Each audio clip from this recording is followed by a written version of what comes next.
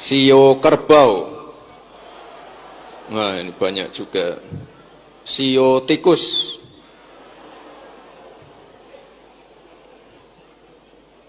Ini tadi kalau saya dengar, ketiga sio itu adalah sio yang paling beruntung tahun ini.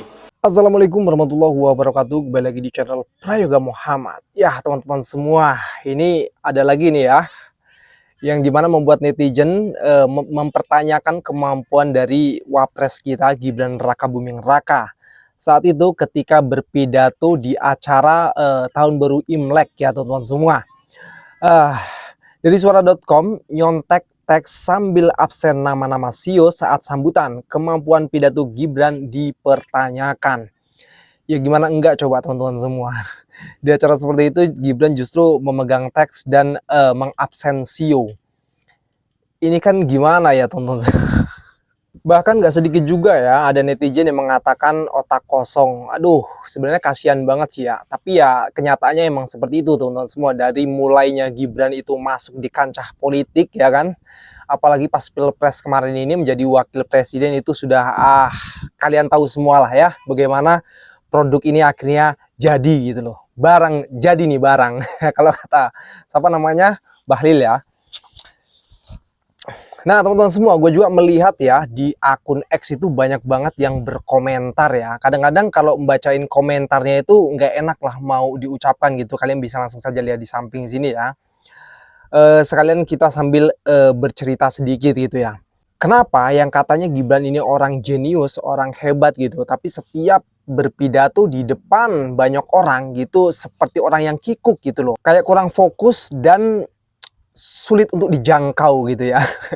Kita sulit untuk menduga-duga gitu. Nah, kemarin itu juga saat ributnya gas LPG itu kan wapres kita ini turun ke lapangan gitu ya. Tapi di situ apa? Beliau meninjau dan bertanya kepada rakyat, mengatakan bahwasanya yaudah Pak, nanti kalau ada apa-apa langsung saja disampaikan gitu ya. Ya padahal masalah itu sudah ada di depan mata.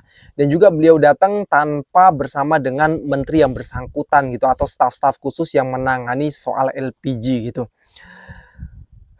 Jadi agak lain pokoknya teman-teman semua. Tapi ya itulah teman-teman semua, sadar nggak sadar mau tidak mau itulah wapres kita ya. Kalau kata Bung Rocky Gerung, mau didandanin mau kayak mana juga ya tetap saja bakal kelihatan.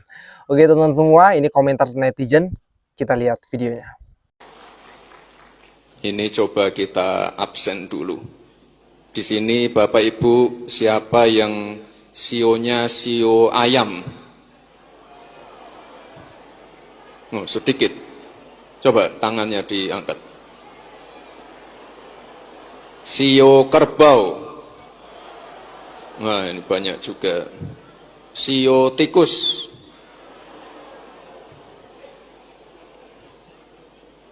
Ini tadi kalau saya dengar, ketiga sio itu adalah sio yang paling beruntung tahun ini. Gimana teman-teman? Ya sudah, kita harus banyak-banyak bersabar saja ya. Kita berharap banyak juga ya, nggak mungkin juga teman-teman semua hanya sebatas itu ya. Karena ya namanya pemimpin itu harus punya narasi, gagasan, dan juga ide cemerlang untuk membangun bangsa ini. Nggak cuma modal bagi-bagi saja, ngulang-ngulang kata-kata, dan begitulah pokoknya. Dan juga ya soal Bung Deddy Corbuzier yang diangkat sebagai staf sus Menhan menjadi ramenya komentar di media sosial dan itu sangat banyak sekali. Maka dari itu gue tetap menyajikan untuk kalian semua, untuk kalian tonton. Ini dia videonya. Jangan lupa buat lapor dan bayar pajak karena ada staf sus baru yang wajib kita nafkahi. Om Ded, sorry itu PC-nya kegedean. Saya bingung sama pemerintah, katanya mau hemat anggaran, potong anggaran sana-sini. Tapi kok ini malah mengangkat Deddy Corbuzier jadi status Kemenhan. Ini kan membebani negara lagi. Apakah ini sebagai balas budi kemarin Om Deddy Corbuzier membela makan siang gratis?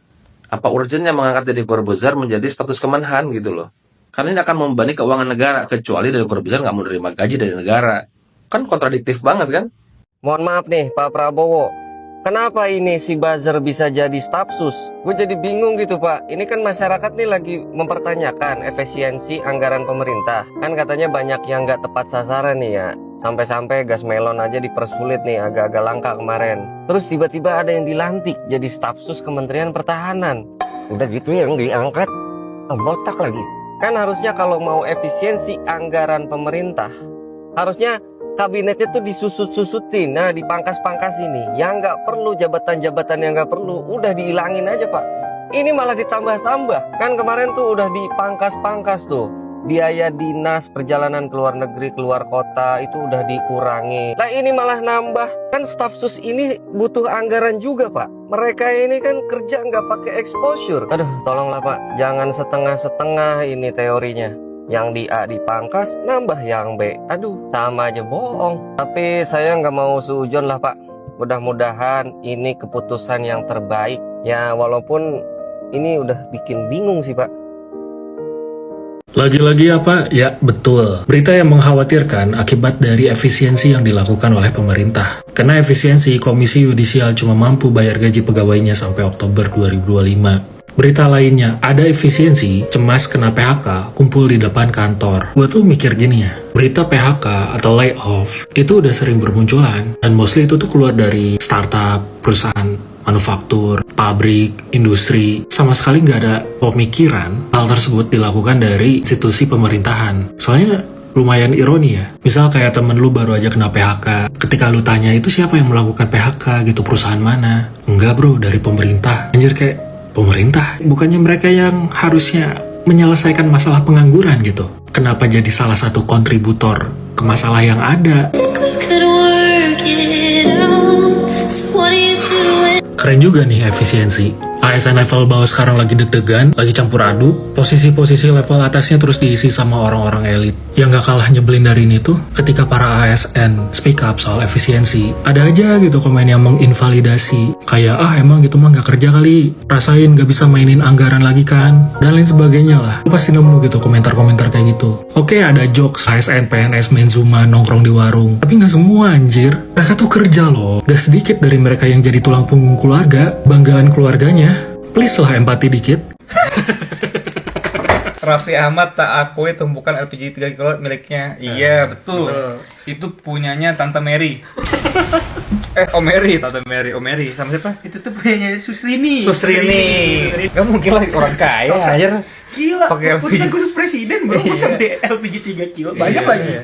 Atau Apa? mungkin dia agen. Hanya di Konoha, orang yang hartanya 1 triliun menggunakan gas LPG 3 kg yang bertuliskan hanya untuk orang miskin. Tebak siapa? Dulu Jokowi pernah bilang akan terus kawal IKN meskipun sudah tak lagi jadi presiden. Tapi kenyataannya setelah IKN berpotensi mangkrak, omongannya beda lagi. Ini dia. Lihat. Ternyata Mulyono banyak bohongnya ya. Jangan ditarik-tarik ke saya. Astaga. Katanya kemarin dia bakalan kawal terus. Faktanya omon-omon. Dan gue yakin banyak ternak Mulyono yang tantrum. Padahal yang kita bilang kan fakta. Yakin gue banyak ternak Mulyono yang komen gak jelas. Lihatlah nanti. Menteri Pak Jokowi bikin pengalihan isu pagar laut dengan kasus LPG 3 kg. Loh, bukannya masalah gas melon itu supaya kinerja 100 hari Pak Prabowo kelihatan jelek, lalu presidennya bisa digantikan Gibran. Ini tidak benar karena menurut Bukoni butuh minimal 2 tahun untuk menggantikan Pak Prabowo. Dan Pak Gibran saat ini masih seperti anak magang yang kurang pengalaman, yang bisanya cuma bagi-bagi susu dan buku. Yang benar, kinerja Pak Prabowo dan menteri-menterinya sudah lebih dulu dinilai, karena proses penilaiannya juga makan waktu dari lembaga survei. Jadi ini pengalihan isu dengan menggunakan menteri titipan Jokowi supaya kasus pagar laut tenggelam. Untungnya Pak Prabowo cepat sadar sehingga kebijakan efisiensi anggaran tidak ada yang menentang, termasuk raja kecil itu. Sementara itu para buzzer sudah meeting selama 1 minggu untuk mendiskusikan topik pengalihan isu selanjutnya. Terus kebakaran di Kementerian ATR BPN itu juga bukan pengalian isu. Bukannya Bu Rike nggak percaya kalau itu karena karyawan yang lupa matiin komputer sampai korslet. Sebenarnya itu adalah ancaman untuk siapapun yang berani untuk mengusut kasus pagar laut. Karena lokasi kebakaran itu di tempat yang sembarangan dan tidak ada dokumen penting di situ termasuk sertifikat. Kalau menurut kamu, Buzzer mau bikin topik pengalian isu apa lagi ya? Apa pagar laut di Bekasi itu termasuk pengalian isu? Coba komen.